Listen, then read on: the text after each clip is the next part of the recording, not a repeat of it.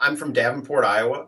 My film background comes from my running a small business producing videos for a number of clients. And in 2009, I started Storytellers International to create long form documentary films. And those have taken me around the world to 9 different countries and to uncover amazing stories. It's been a great journey. I'm kind of a documentary buff. I like, of course, Ken Burns is really what got me into the whole genre of documentary.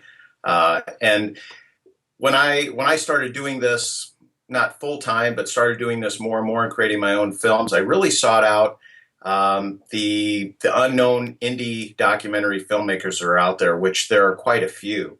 And you come across amazing styles and people who are doing very unique things, and that's kind of what I try to do is emulate that creativity and trying to tell stories in a different way. So I kind of take all of that into account when I look at how I want to present my stories. Probably the logistics, believe it or not. We interviewed 12 veterans, I believe, who were scattered throughout the United States. So literally drove over 8,000 miles over probably about a 3 week time frame to gather all of our interviews. So once that was done, then the rest was smooth sailing. So that was probably the most difficult.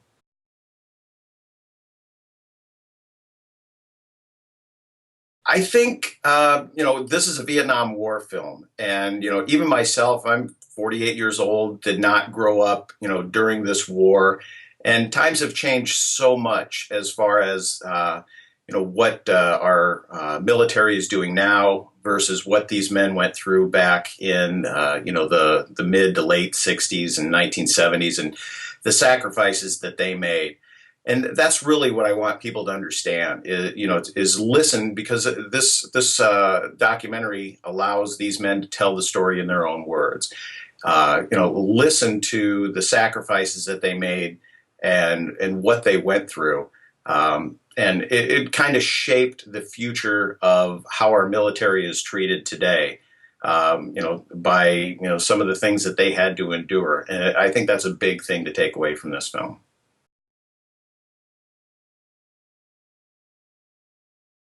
Probably that I spend my entire day working on the computer, and then once that is done, I have no use for them.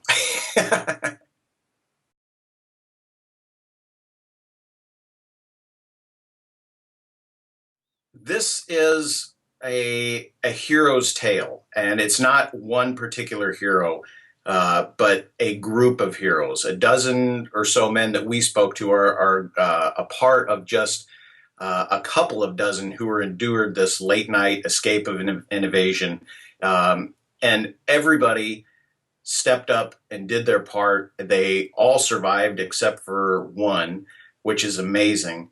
And just the dedication to the men who flew above this encampment and laid down air fire support for them, how they wanted to come back every night to help these men that they've never met. Just the camaraderie that formed around this group of men over a very short period of time to make sure that they all survive.